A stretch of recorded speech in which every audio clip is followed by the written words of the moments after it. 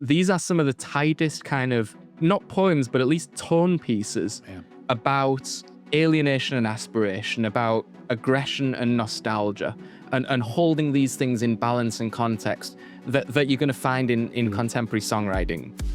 I'm Professor Stephen Dyson. And I'm Professor Jeff Dudas. And we are two professors who are here to talk about Oasis. It's very much the summer of Oasis. The band are just about to start a tour here in North America. They've just finished a triumphant tour in the United Kingdom. So we thought it was a apposite time to talk about the importance of the band, their music, the brothers and the relationship between them, and try and set all this within a sort of broader context of what they mean and have meant for popular culture, really at two distinct periods of time. You know, there's the period in the early to mid 1990s of their meteoric rise, and that's covered in an excellent documentary that we both just watched called Oasis Supersonic.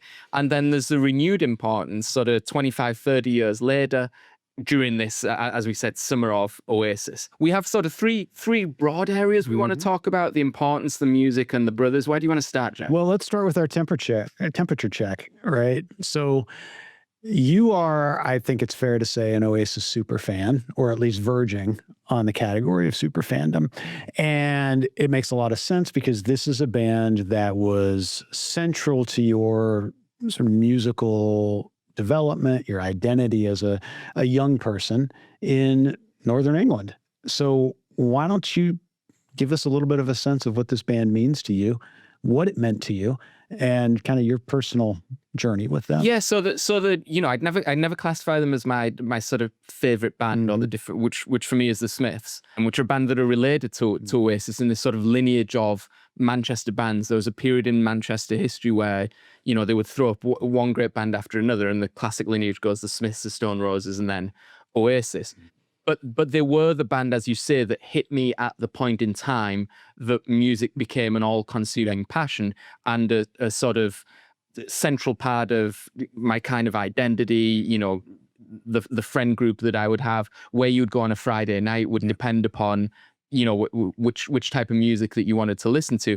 And so between sort of 14 and 18, you know, this was the time when Oasis were at their height, and when the kind of meteoric rise from, as they put it in Supersonic, the documentary, kind of signing off the door to playing the largest gigs in British history at Nebworth. That was the period where I started kind of blagging my way into pubs and clubs as a underage drinker, and choosing the ones where they might be playing Oasis, as opposed to playing kind of the sort of awful Eurotrash dance music that was the alternative. And they were ubiquitous during this period. And what was really, really central and really, really thrilling for someone who already kind of liked guitar music and things like the Smiths was that they took a recognizable brand of that kind of music. You know, they were obviously what you would have called indie kids, you know, guitars, you know, dressed in a plain way, writing their own songs, that kind of thing. And the song and the album being things that were really crafted as opposed to produced by others, you know, generated by musical super producers and kind of accompanied with dance routines. Those were kind of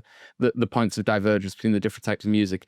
They took that, which had been a very particularistic and small and marginal pursuit or interest, and made it massive and universal. And there was sort of a breakthrough phenomena in those terms. And you went from the Smiths, which would have a couple of kind of hits in the bottom edges of the charts and were generally sort of an underground phenomena, and actually regarded as quite strange and in a lot of ways positioned themselves against mainstream culture. They took that to being hegemonic and actually constituting mainstream culture in the Britain of the time. Yeah. And I should say I am not from Northeast England, obviously, as viewers and listeners will be able to tell. And so my experience with Oasis during the height of their popularity was pretty different, right? It's filtered through the American pop culture and popular music scene of the mid-1990s. We were talking a couple days ago off camera, and I am quite certain that the first Oasis that I ever heard were the breakthrough hits from What's the Story, Morning Glory, their second album. I'm quite certain that I didn't hear anything off of the first album. My understanding is that by the time that Morning Glory comes around, they're already big stars in England. This is certainly how the sense that we get from the documentary Supersonic that we watched. But they really didn't have that kind of penetration into American popular culture at that time. And So I get very much get the sense that I experienced the sort of tip of the iceberg maybe with Oasis. I don't think American audiences, while Oasis was successful in the United States, they did run some successful tours at this time. They absolutely did not have the level of kind of saturation coverage that they clearly received on the continent, in England in particular. And I think we'll talk a bit later about maybe why that is so, but it's definitely not the case that Oasis had the kind of mainstream impact in American popular culture that a forerunner Northern England band like the Beatles had, 30 years prior. There was no Ed Sullivan moment, so to speak, in the United States for Oasis. And so I do think that really helps me and it helps us probably to situate this as a specifically English band, right? In ways that I think are going to have resonances, particularly class-based resonances with American culture at the time or U.S. culture at the time, but which make this a specifically British band and make it a band whose coming to prominence and popularity at the time that it did really helps to make a lot of sense of what was happening sociologically, politically, and culturally in Britain at the time. And so one of the things I think that we can do is spend some time talking about that. That goes to like the first of our categories, really, which is importance and kind of sociological importance and the sociological context. I mean, it is worth kind of foot stomping the point you made about their importance in Britain as against their sort of relative lack of penetration in the United States. The statistics about What's the Story, Morning Glory in particular were incredible at the time. I mean, the statistic was something like every single household in Britain, statistically, not literally, because some households would have had multiple copies. Every single household in Britain owned a copy of that album, which is just incredible. Yeah. For Nebworth, the kind of big gigs that end the Oasis Supersonic documentary, 4% of the UK population applied for tickets to go to a rock concert. That's amazing. Right. Yeah, it's incredible. And then for the reunion tour, this time, the Live 25 tour, 20% of the population in Britain applied for tickets to be able to go to the reunion tour, which is kind of this incredible achievement or incredible vastness in two different eras. That said, what sociologically was going on in the United Kingdom in the early 1990s when Oasis are put together and when they, in the mid 1990s when they become popular. And I think it is related to why they became popular and what their sort of ideological, if you like, project was. So Oasis are a northwestern England working class band of, Irish second, Noel and Liam and their brother are sort of second generation immigrants from Ireland. This is in a Britain that at the time is at the end of a long period of conservative rule that's been dominated by Margaret Thatcher and then her successor. Austerity politics. Essentially, and I mean, especially for working class major northern industrial cities, Thatcherism as an economic philosophy is about making the transition, and I'll put it in air quotes, and you can draw your own conclusions as to whether it was a reasonable transition or one that was very damaging, between industrial big city areas being the kind of center of British economic prosperity towards a belief that was all in the past and was no longer sustainable. And instead, you had to kind of move towards the service sector, which just geographically massively advantaged London and the surrounds, which had always been richer than the North, and became more and more rich. And so there was a lot of kind of post-industrial desolation in big northern working class cities, such as Manchester, and a lot of people who are just on the dole out of work, and a lot of kind of hopelessness and a lot of yearning for a change and for escape. And that's what Oasis kind of throw themselves into. And that's crucially important sociological context for certainly how Noel and then Liam were experiencing their life, but also why some of the things that they would write about, which were constantly themes of hedonism, escape, but all tinged with kind of sadness and a very specific sense of time and place, why they would resonate pretty universally in the country. Yeah. The other thing that was going on was, or that would go on, that Oasis would play into and in some sense helped create, was a sort of reclaiming of some of the symbols of sort of UK pride. Yeah. And particularly things like the Union Jack, which particularly when mixed with music had become by that point, just prior to Oasis, sort of associated with kind of skinhead movements and violence. And if you were waving a Union flag around, Union Jack flag, it sort of was accompanied by a set of politics that were unsavory, to say the least. And one thing that Oasis did that was of sociological importance was pioneer a movement that became known as kind of Cool Britannia, that was centered around music and fashion and a music scene they largely helped to create. Yeah. And so the semiotics of Noel Gallagher playing a Union Jack guitar were really, really significant and really sort of shifted that symbol away from racism and towards not even really patriotism, but a sort of cool freshness about the country and its cultural and artistic scene. And so they're kind of two big sociological things that I put on the table. Yeah, and so that's really interesting, and it leads me to reflect upon similar types of contexts that were happening in the United States at the time. So at the same moment that England is or that the UK is emerging out of the sort of the Thatcherite period of austerity politics, the United States is really in the throes of the end of the Reagan era austerity politics and culture of the 1980s. In both cases, you have a lot of similarities, that the shift in the dominant economic modes of engagement are moving from predominantly manufacturing-based forms of employment and production to a much more of a service-based industry, and then later a kind of a tech-based industry.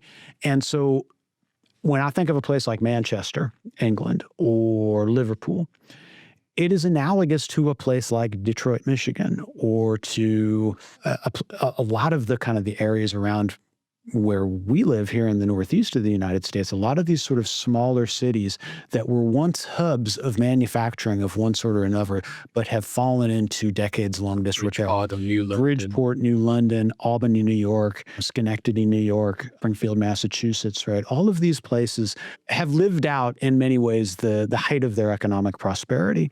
It very much is a context of significant kind of structural change in the kinds of opportunities that are available to people. And what sorts of people or what sorts of qualifications and credentials people need to have in order to take advantage of or to even survive in the kind of the newly changed contexts. And one of the ways that all of these kinds of structural changes in the way that a community lives, one of the ways, maybe the most important way, if frequently ignored way, but one of the most important ways that the changes get worked out and made meaningful and made sense of is in the realm of culture and in the realm of popular culture and in the kinds of stories that communities are telling one another or that they gravitate towards as a way of making sense of these larger structural changes in their lives over which, for the most part, they have no control. And so it's not surprising that in both countries, in both regions, I should say, we see very particular kinds of cultural responses and responses, that, as you say, that become mainstream, that are the results in some ways of a community of people or communities of people trying to make sense of and to understand how it is that their lives have changed, what is now possible and what's not possible. How do you deal with these new set of opportunities and new set of limits, again, over which the vast majority of the population has no individual control whatsoever. Oasis emerges, it sounds to me, like you're saying, in the UK at a time of what we might call acute structural change. And the same thing is happening in the music scene in the United States in the early to mid-1990s. And here it's associated really with the emergence of grunge rock music. And it's very much centered in bands like Nirvana and Soundgarden and Pearl Jam and sort of somewhat lesser bands as well, or lesser popular bands. These are all, I think, it's all forms of music. It's all produced by the same types of people. They're all working class people. They're all people who the sorts of careers that they may have had access to or that their friends and family may have had access to in the 1960s and 1970s, those jobs no longer exist anymore. It's meaningful that in the United States, the epicenter of this movement is the Pacific Northwest, the Seattle, Portland area, and the smaller towns around there, because those are all old manufacturing towns. They're all old mill towns, a lot of them, in the same way I imagine that Manchester and Liverpool and England are. And so there is this kind of significant shift in the possibilities of life, and that you've got popular culture reaction to these changes that are always trying to make sense of them. In spite of the similarities, there are differences as well, right? In the United States, the response tends to be interior, very interior, and depressive. And this is the classic Kurt Cobain. The classic kind of Kurt Cobain, Chris Cornell. I mean, Eddie Vedder sort of from Pearl Jam sort of fits into this, although Eddie Vedder's a lot more open-hearted in his expression, and actually in ways that are reminiscent of Liam Gallagher's approach. With apologies for our listeners and viewers, the "f*** you" elements of this response in grunge, it seems to me, are a little different depending upon the national context. I hear Oasis as a roar against authority. When you listen to Nirvana or Pearl Jam, it's a roar against interior limits. Yeah. And a kind of, as I say, a kind of a depressiveness rather than a kind of feeding of an active, aggressive engagement outwards. Yeah, I think that's right. And there were elements of that in British music culture. Like Morrissey was, of course, the classic sort of interior. Take that depressing context and turn it sort of inwards and as an interior examination, and sort of launch a sort of intellectual critique of the establishment. There's a lot of roar against authority in Morrissey. Anti-government, anti-schools, anti-royalty. Yeah. But it's an intellectual critique. Panic.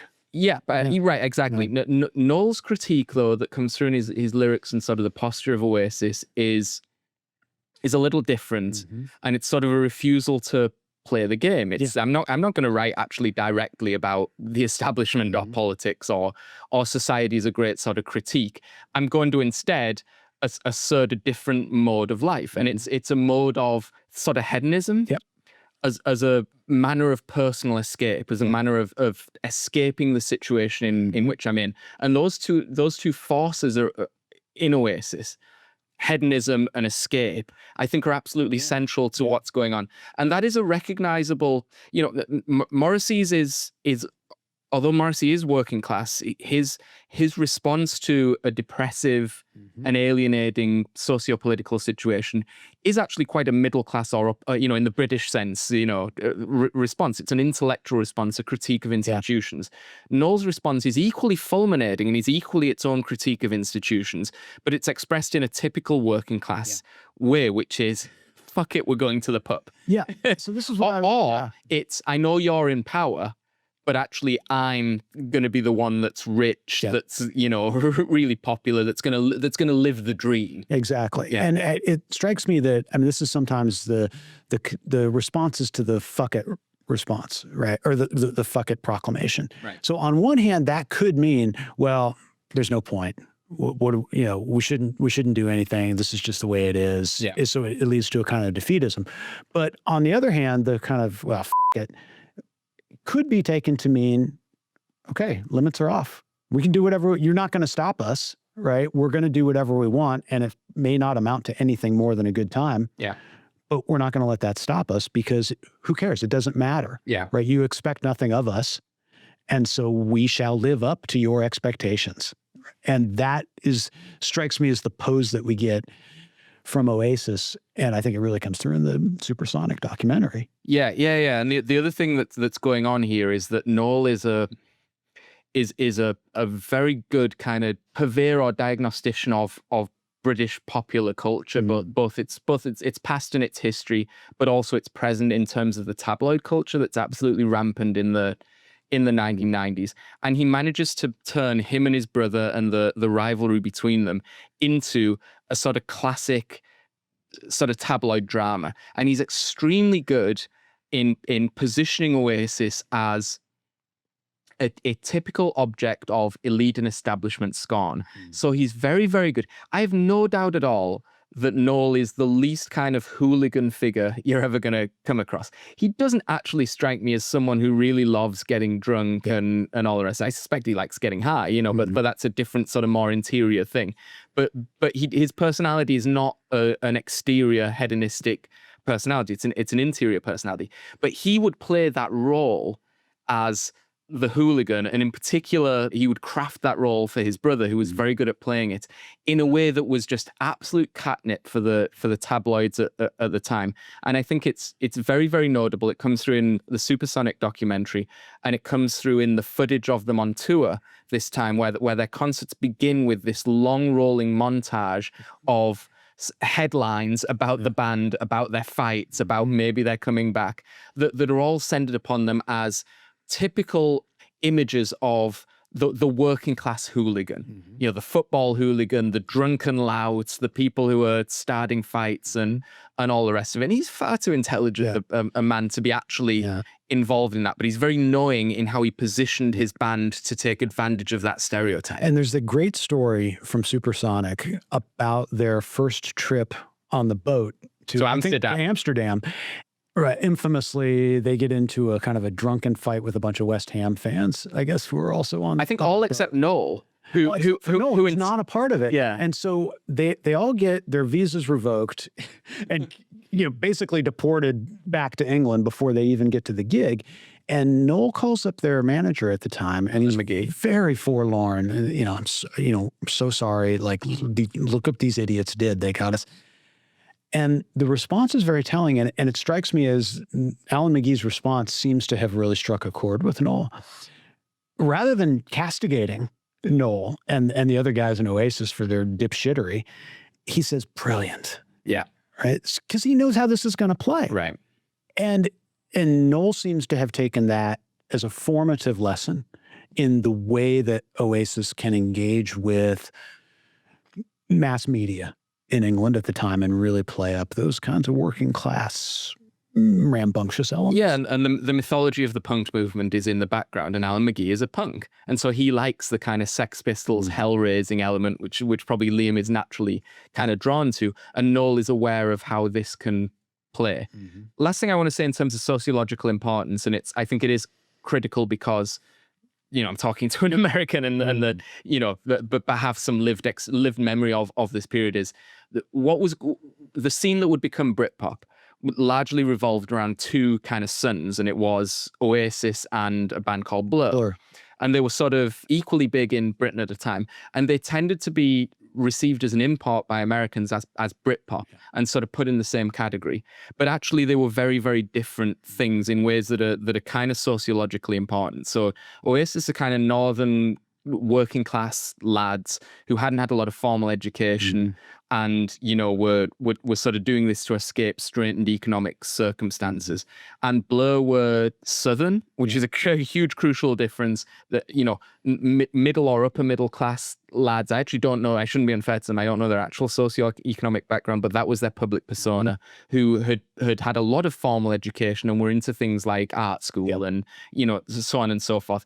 And they both, interestingly enough, they were both responding to this changed Britain. You know, Blur's critique was a critique or a making fun of like new money and yuppies and classless people who were acting without class but were suddenly kind of super rich, which were a creation of the Thatcherite era. You know, financiers who'd made a lot of money off in the market and then were kind of living it large, and that would be their critique. And that was very different than Oasis's critique of the system. And at the time, the two were portrayed as in sort of total opposition to each other in the UK, which is hilarious in retrospect, both because anywhere else outside of the UK, they were perceived as being part of the same movement. And actually, when you look back on them, there were far more similarities between these two bands than there were sort of differences. And I think they sort of, although they portrayed themselves to be blood enemies at the time, I suspect, again, because I think Noel is so in control of the public image of Oasis, I think Noel understands how tabloid culture works and how the music business works and how the attention economy works. And he knew things like feuds are great sources of news stories when you don't have a new song to sell. And they keep you in the public eye. And if they don't exist naturally, you should probably generate them. You know, there's that great old podcast that got canceled several years back it was by Stephen Hayden, who's a music journalist. And he writes a lot he used to write for Rolling Stone. I think he writes for Up Rocks a lot now. But it was a whole series on basically rock and roll feuds. And they did a full episode on Oasis Blur. And that's one of the lessons that they sought to convey to the audience was that these bands were far more similar than they were different. Oh, yeah. And what usually happens in these kinds of rock and roll rivalries or music rivalries is that there's a kernel of truth that then gets exploited and generated and blown up by a variety of different actors for a variety of different purposes in order to make money, in order to generate publicity, for all of these reasons. Now, one rivalry, however, that is exceedingly real within Oasis is, I think, going to be the topic of our next section, which is the brotherly rivalry between Liam. Yeah, we got to take a short break, but we'll be right back with that section. And we are back with our discussion of Oasis. We wanted to talk in this section about the sort of relationship that's at the center of Oasis, the relationship between the two brothers, Noel and Liam. As Noel says in Oasis Supersonic, the excellent documentary, you know, this was the relationship that was at the center of our band, but it was also the great weakness of our band. Yeah. So there are two very different sort of people. Only, you know, how another thing he says is, I don't know why we would be so different. We obviously had the same childhood. Right. And there's, you know, same parents, same child. But as you know, and as I know from personal experience, just because it's this, you know, just because biologically the children have produced from the same sources does not mean their personalities are anything alike. I think you hear it in the music, which we'll talk about momentarily, but you really see it in the documentary. We're talking about two radically different types of personalities here. And they share a context which unites them, very clearly unites them in a closeness that only people who have grown up in the same family really could ever have. But it also is this constant source of friction. But it's what makes the band great.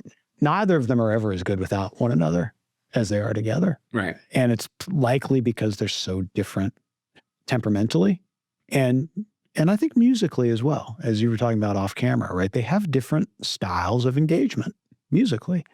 And that is, it's simultaneously their strength, but also the abiding source of tension.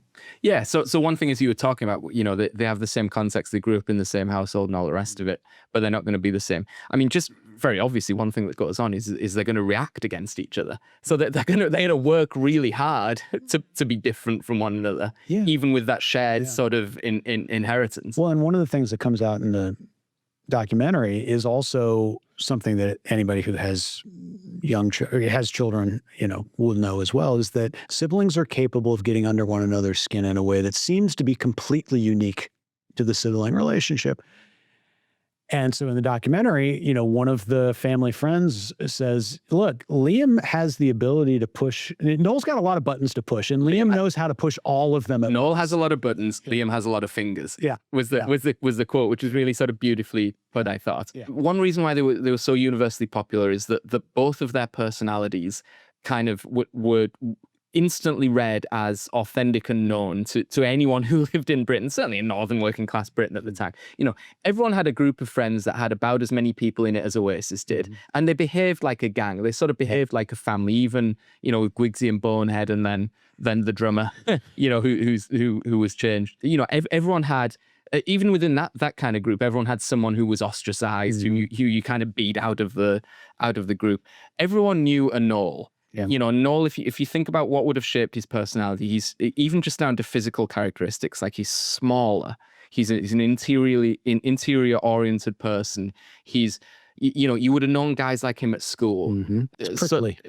Prickly, yeah. Intellectual, but not in a showy way. Yeah. You know, good. So he would always have been funny. That would have been his weapon at school. But he would have been bullied or shunned a little bit, because he also probably had pretty idiosyncratic tastes, and he's not a loud, big person. Like Liam, everyone knew a Liam, right? Like that big, expansive gait, a bigger person physically. Noel says it in the documentary, you know, he's taller than me, he's got a better haircut, he's better looking than me, clothes fit better on him. Yeah. And that would have been, at those ages, like absolutely defining characteristics on Liam. It would not surprise me if he was a bit of a bully at school. You know, he's physically big, would have been good looking, popular with the girls. Their personas really read or read true. Yeah. You know, would be my understanding. Noel says in the documentary, I'm a cat. Yep. Cats are right bastards. You know, they're very interior, but they want to be on their own. They're just not going to do what you want them to do. Liam is a dog. Yeah. Love me, love me, love me. Play with me, play with me. Attention seeking. What an acute kind of understanding of the two people's personalities. You hear that. You definitely hear it in Liam's singing, right? Yeah. Which I know is something we want to talk about as we move to the music specifically. But Liam's delivery is open-hearted. Just the way that his posture as he's singing on stage, right? One of the things I really noticed as we were sort of preparing for this is that his basic posture is to have his hands behind his back and his chest out towards the audience. Right. He's leaning into the entire presentation. He's open. He's an open vessel. Well, and shouting up. This was the characteristic. He would position the microphone so that he could, which is actually in singing technique terms, really apparently a terrible kind of way to organize your posture. But it did give you that, you're right, it gave the simultaneous impression of extreme aggression with extreme openness and a sort of willingness to embrace the audience / the world. You know, literally shouting his totally unguarded, totally unguarded, right. And sometimes that clashes with the tone of the lyrics, but actually that's the alchemy of the thing, right? That's what makes those songs so engaging and memorable, is that they are sometimes songs about limits or about frustrated aspirations or unrealistic aspirations, but they're delivered in a way that makes it seem like the entire world is possible. Yeah. And they're sincerely delivered, right? Yeah. And it makes you believe. Yeah. Right, as an audience member. Yeah, so the postures, and on a lot of this actually comes down to physicality, but and persona. The postures that are delivered in the delivery of the music. With Liam, there's aggression, there's kind of dominance, and with Noel there's kind of interiority, and sort of nostalgia. Yeah. And he's not a showy. You mentioned this. He's not a showy guitar player either, right? He tends to stand very still when he's playing. There's not a lot of movement with the music. He doesn't make himself, or doesn't feel himself. He doesn't allow himself, I guess, to move with the rhythm of the music, and it's stock still, right? Which is almost the exact opposite of what Liam's doing. Yeah.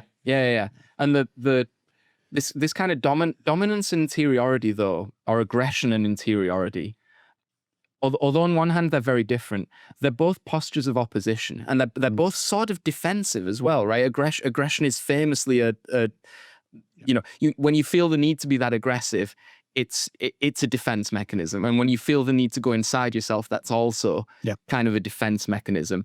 And it does give a sort of tension to everything they do that's really interesting, that really draws you in.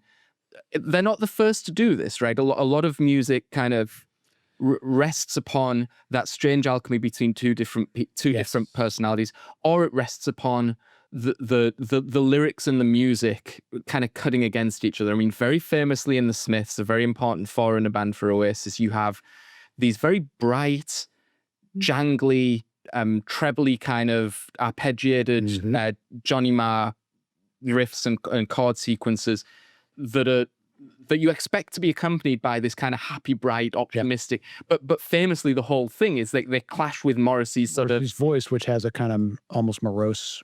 Yeah, and the things he's actually singing about. And you think about some of the famous examples like Girlfriend in a Coma, which is a very upbeat major key pop song that's about a girlfriend in a coma who might be dying. And that clash is so interesting. And that's always going on in Oasis, to the extent that when Liam is singing, you almost don't listen to the lyrics that he's singing, or you read what are quite interior, nostalgic paeans to limits and loss and all the rest of it. They just read as these boundless hedonistic anthems, and it's such an amazing sort of it's such an amazing instance of the reading of a text transforming the meaning of the text.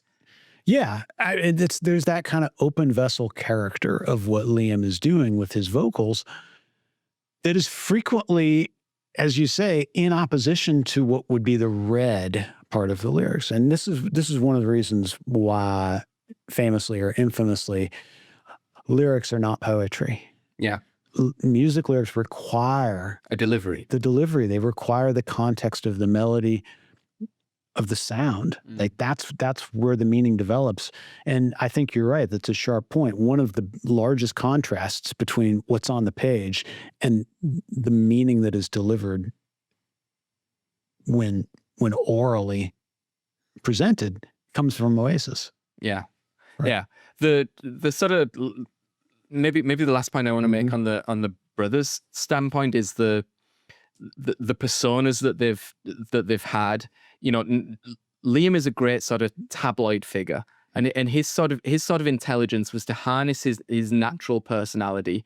And maybe it's not knowing, maybe it's just like it's all on the surface. Although I tend to think that people who are that successful in penetrating the popular culture often do it in a knowing way, you know, and these are all personas, right? There's elements of truth in them, but they're all personas. It's performance. Yeah, and Liam harnesses his that's what a pop star is, you know. Liam harnesses his natural sort of attributes and becomes just the great sort of tabloid figure.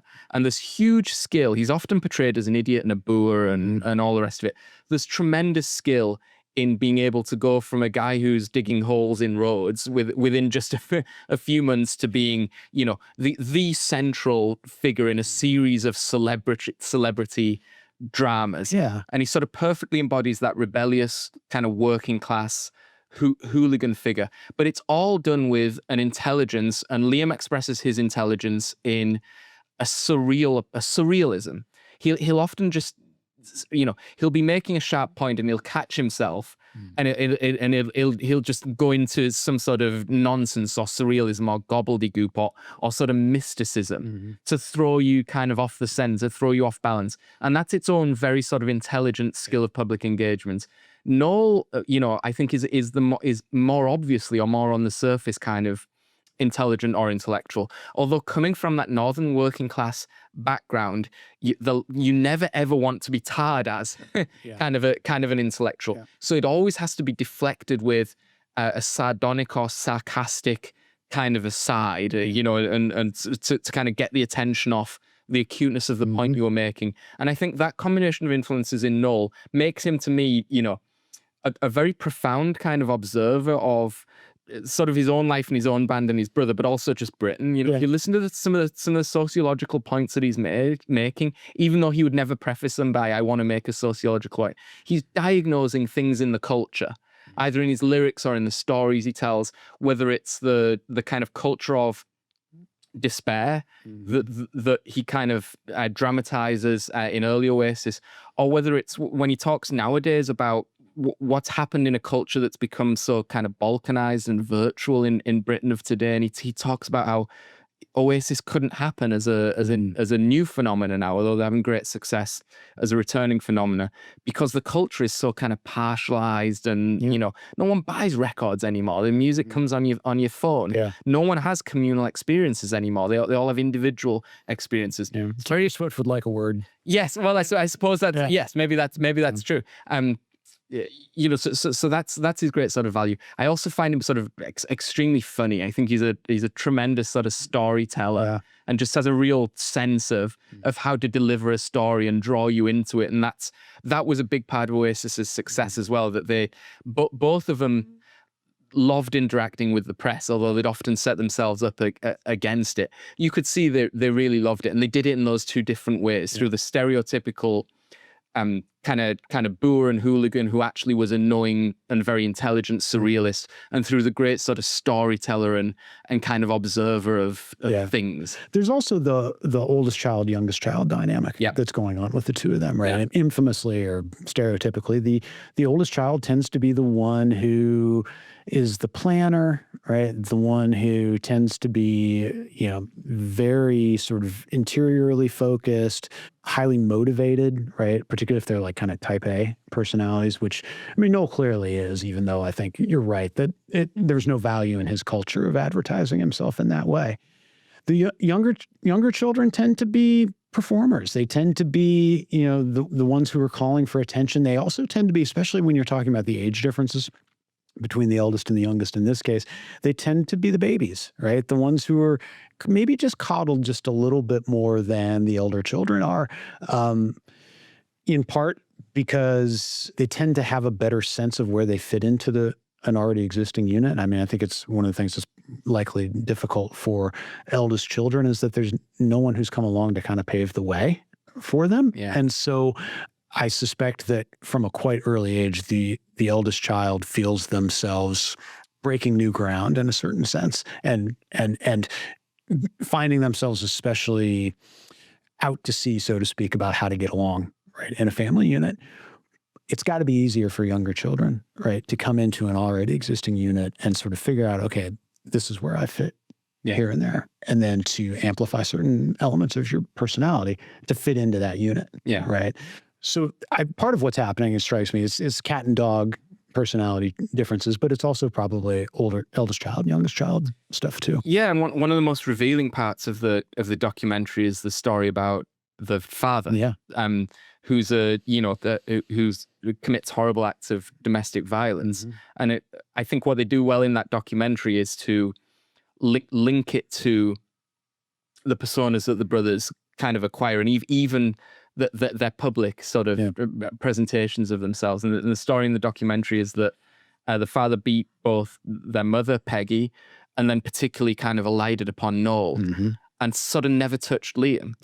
You know, and would just beat the shit out of Noel. And Noel would say, look, you know, I don't even think about it. And he says in the documentary, you know, you can't, and it's just sort of a great act of triumph. Is to say you cannot let something like that affect you. And of course it does. There's no way it couldn't. And I think he even acknowledges that, you know, anyone's childhood makes you what you are. But my life is not about that. And it's not a reaction to that. And it's this is actually just a person that has no relevance to me, my life, and who I am. And then one of the really touching episodes is when the father, you know, kind of pushed forward by the tabloids, who were just these kind of awful entities at the time. Noel knew how to manipulate them, but he was also, you know, I think he fully understood what a pernicious force they were, and he would take from them, but also keep them at arm's length with a variety of techniques. And the tabloids kind of put the Gallagher's father back in proximity to them when they were famous to try and actually generate a fight. And Noel kind of stops Liam from physically confronting his father, but then the father gets in touch with him by phone. And Liam is absolutely clear that violence will be done to him if he comes, you know, and you can tell it's just the fierce protectiveness of his mother and his brother, who's one of Liam's great moments. He doesn't hate, you know, and they don't, of course they have that rivalry and they'll get on each other's nerves. But at core is just this most fierce loyalty that at that moment stretches over into what I'm sure is a sincerely felt desire to physically protect Noel, who again, although being older, is sort of smaller and all the rest of it. All right. Do you want to move into talking about the music? Yes. That is, after all, the point of Oasis, and we've managed it, you know, in typical scholarly style, we've managed to sort of miss the point for almost close to an hour, but we should maybe, you know, go against type and get to the heart of the matter. I would frame that as we have talked around the point. And again, typically scholarly style. No, typical scholarly style is, and therefore I've finished presenting my argument, you know, while failing to get anywhere near the center of the center of the matter. The music. So Oasis has two types of songs, Jeff. There's the stomper, you know, and then there's the ballad. And they're the two. Do you agree with that? They're the two archetypes, which is fascinating. The only difference is Champagne Supernova. The only exception. Maybe that's the one that, you know, that kind of crosses both. Although it goes on for so long, it's there's at least two songs. There's space for two, if not three songs. So just on the point of Champagne Supernova, what I have noticed about that song, you know, learning to play it and then playing it along to it with guitar, is that it's one of the only songs that I have ever heard that gets loud. The recording gets louder the longer it goes, until by the time you're about 5 minutes in, if you have the volume at any amount of height, it is deafening in your room. And you're like, I cannot turn up any louder. Like, I can't hear myself anymore because the production of the music is swelled so much. And I don't have an analog recording wise for a song like that. So it does all of those things, right? There's a way that Champagne Supernova is their alchemic height because it combines the stomper with the ballad. Yeah, but alchemy is the right concept, I think, because a lot of what's going on in Oasis is this kind of strange alchemy, and in some sense, we couldn't really talk about the music until we talked about the importance and the sociology and the context and the brothers, because it's those things that are feeding into these songs, which, you know, there's a lot of critical sneering at Oasis and at Noel's songwriting of you know, derivative, you know, classic rock songs, sometimes, you know, very closely inspired by other classic rock songs, and then lyrics that at times are so surreal that they sort of become kind of nonsensical. Yeah, vaguish. Yeah, and there are elements of that, but that isn't what's going on, and nothing that struck such a widespread and consistent nerve could be so easily dismissed. And I think there is a real alchemy going on. I think Noel is, in classical Northern working class style, deflecting away from his talent by often saying, well, I stole this riff from X, or I'm not a very good guitar player, you know, and I don't really try and do too much. Or by saying, like, these lyrics, I wrote them in 5 minutes, whereas there are actually very special things going on here. As a guitar player, there's a kind of control and a rhythmic and melodic sense that's sort of truly, just by definition, world class because of the influence he's had on music. And as a lyricist, these are some of the tightest kind of, not poems, but at least tone pieces about alienation and aspiration, about aggression and nostalgia, and holding these things in balance and context that you're going to find in contemporary songwriting, I think. Yeah. You know, I want to give you a couple of examples. I wanted to talk about Hello, which is the classic sort of concert opener, just because it fairly obviously says hello, which is a great thing to say at the start of it, and it's good to be back. That's the stomper. That's a classic stomper, you know, very quote unquote closely inspired by Gary Glitter. Gary Glitter's Hello, Hello, I'm Back Again, or whatever the full title of that song is. Really a really interesting musical idea, kind of a repeating riff, just switching between a couple of chords in the verses, and then lyrically contains some characteristic Noel Gallagher ideas about alienation and escape, and I think contains one of his cleverest lines, right? And the line is, nobody ever mentions the weather. So in one sense, you think that's just like a throwaway, or he's singing about the weather. It's the most mundane kind of thing. Nobody ever mentions the weather, said by a British person, particularly a person from Northern Britain. Literally everyone mentions the weather all goddamn day long. It's all they ever talk about. If you ever talk, you know, to I mean, I don't mean to be gender-based, but like a grandma from from Northern England in particular, you know, the first thing might be hi, hello, if you're lucky. Second thing will be like, do you want a cup of tea, or I've put the kettle on. Third thing, at the latest in the conversation, isn't it hot/cold today? Or more commonly, oh, it's raining again. And this is the sole topic of conversation. But it's deflecting behavior, right? Because you don't want to talk about anything real. Right. It's the way, or it's the way into, maybe, if things work out, to a meaningful conversation. Right. Yeah, maybe. But I read it as you know, nobody ever mentions the weather is just a skewering of a culture that he wants to transcend. that is of such economy that it is obviously poetry. If poetry is the evocative and economic use of language, then that's an absolutely classic line. We live in the shadows. We had the chance and threw it away. These are classic kind of Noel Gallagher kind of we're outcasts.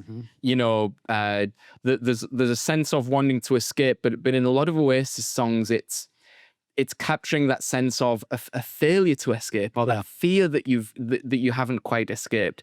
That I think he experienced quite authentically before he unexpectedly kind of won the lottery, took that rocket ship to the top. Yeah, in part it's a fear of dreaming too much. It's a fear of disappointment, right? That you're better off protecting yourself by not caring, by not dreaming, by not hoping or imagining that things could be any different, or better than they are.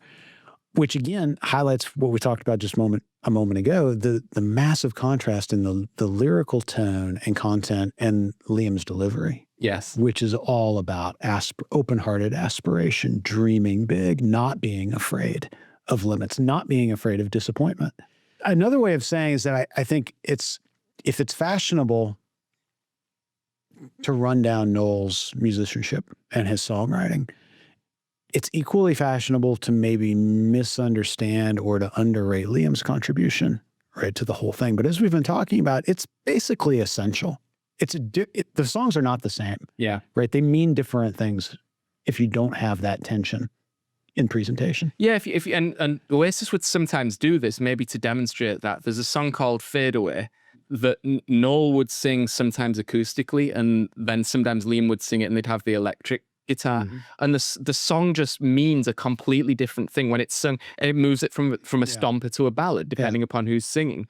And a lot of Noel's lyrics can read as almost, you know, you imagine two people in a dingy sort of flat, you know, kind of with crushed dreams, you know, lovers kind of sing to each, you know, Noel would be singing to his girlfriend or whatever, and that would be, you know, his reading of the lyrics.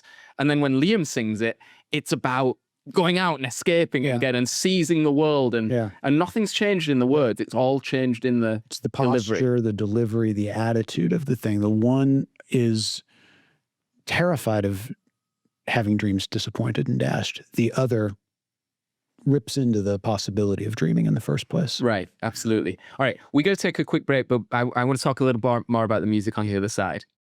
Okay, and we are back with our discussion of the music of Oasis. We just talked about Hello. I also wanted to talk about a couple of other songs that in some senses have similar features and in some senses maybe move the argument forward. There's a song called Rock and Roll Star. You know, Hello is the first song on the second album, on What's the Story. Rock and Roll Star was kind of the opening thesis of Definitely Maybe, the debut album. I think is also a sort of crucial song, again embodies that kind of desire to escape, to change the situation, but also has some further sort of crucial elements. In particular, the line in the chorus, "Tonight I'm a rock and roll star," I think is totally crucial because it gives you a way into understanding what they're doing, which is, at least at first, they're faking being rock and roll stars, and they're using that dream, that desire, as the means to escape. You know, so "Tonight I'm a rock and roll star" is in a sense a very personal statement for them of escape. It also links them to a universal working class experience, which is the working class night out. So at the end of which Oasis were absolutely crucial to in this period. At the end of the long week working, you know, you go out and get drunk. And what are you at the end of that week, right? It's classically payday. You take your wages and you go to the pub and you blast a load of them on drink and whatever else it is you want to do. And for that night, you're a rock and roll star, right? You're sort of living it large. But it's a persona that you're putting on.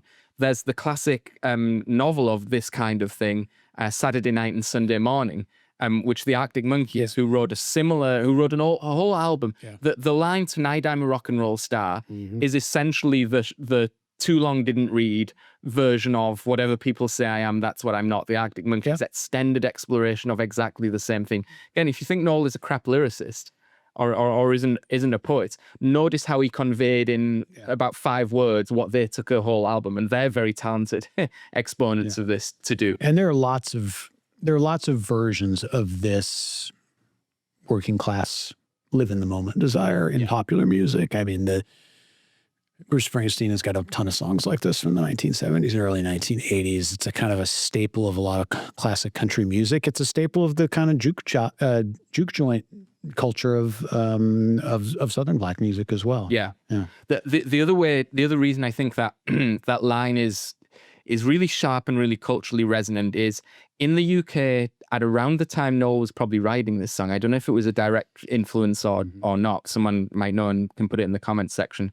But there was a UK TV show called Stars in Their Eyes. And this is now, I think it was one of the first of its kind. This is now ubiquitous, like America's Got Talent.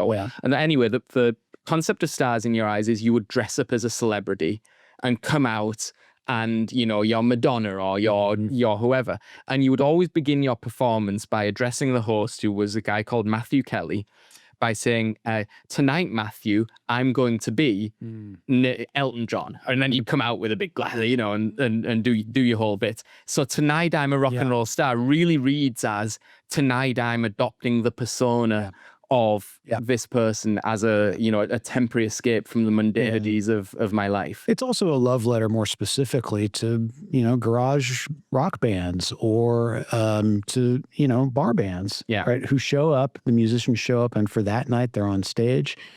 And for those 5 minutes or whatever, when they are engaged with one another musically and they've got somebody listening to them maybe for once, right, in their lives, that is the overwhelming emotion, a feeling of importance, a feeling of grandeur. And I think anybody who ever stands up in front of an audience, no matter you can probably see where I'm going with this. Anybody who ever stands up in front of an audience, whether it's public speaking, whether it's performance, whether it's the real rock stars like professors, for example, to choose a profession over any, there is always that moment in which, if it's going well, you do feel like the world is kind of at your command, right? Another infamous pair of rock star brothers, the Black Crowes, have a song called Wiser Time that's like this. It's a kind of a road song about being in a band. And, you know, the chorus emphasizes that, you know, most nights it's magic just beyond our reach, but some nights, right, some moments, you feel in complete command of your circumstances.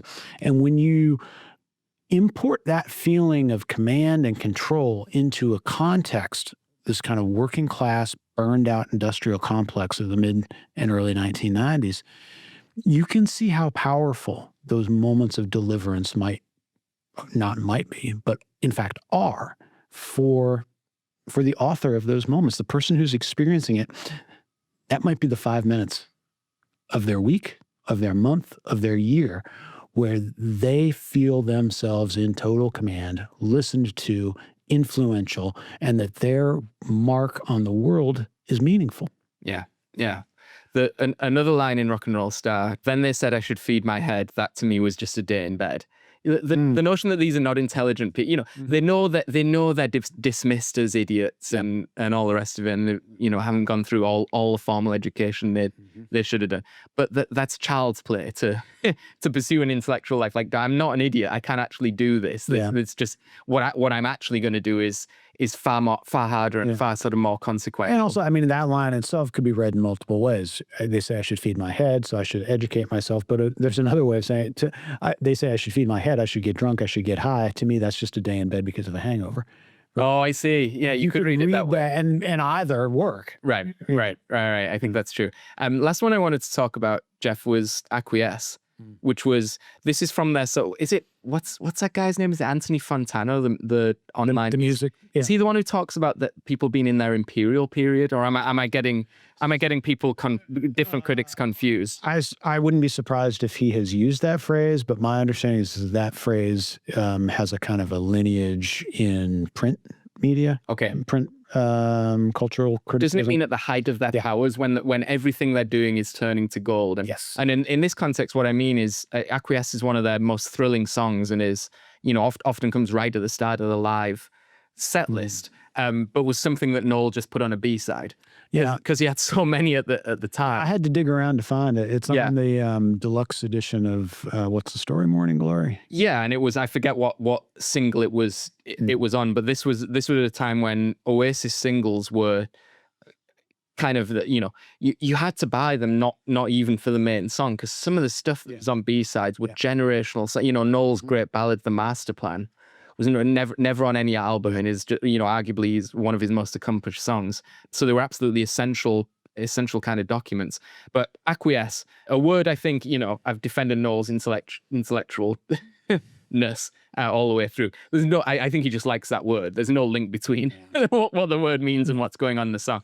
But the song is very interesting, both in the way it's delivered, kind of who sings which part, and sort of understanding the way the lyrics go. So there's a lot of I don't know how to wake the things that sleep inside.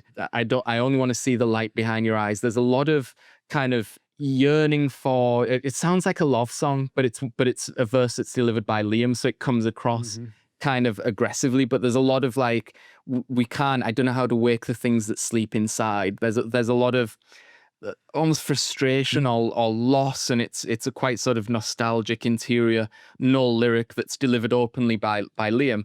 And then the verse that Noel delivers, we need each other, we believe in in one another. I know we're going to uncover what's sleeping in our soul, which is fulfilling two functions. I mean, one is it's an affirmative overcoming of the doubts in the verse, and which is, it has an interesting tension because it's delivered by the more interior, Yeah. the more interior Almost like performer. a role reversal. Yeah, and you would almost expect that Noel should be delivering the verse and Liam should be delivering the chorus. Now, there is a practical reason why Liam isn't delivering that chorus. It's because it's too high for him.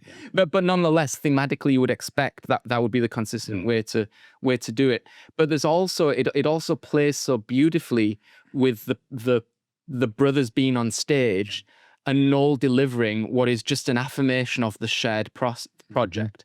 We need each other. We believe in, despite everything else, we believe in one another. And it's me and you together that have unlocked this sort of glorious thing. Yeah. And that's really sort of a really clever use of, unifying themes and situations and personas and playing with creative tension in terms of who's delivering what part of the song. And probably just on the personal level between the two of them, it's probably essential that the line is delivered by Noel and not by Liam. Right, because Liam is the one who's always seeking Noel's approval. Yes. And so here you've got the older brother saying, yes, I admit it. I need you in the same way that you need me. Yeah, the granting of approval, which is the ultimate salve of the wound that is that closest of relationships. And for the dog, that's, to mix metaphors, it's catnip. Yes, what a perfect summation of everything we've been talking about, I think. All right, so on that bombshell,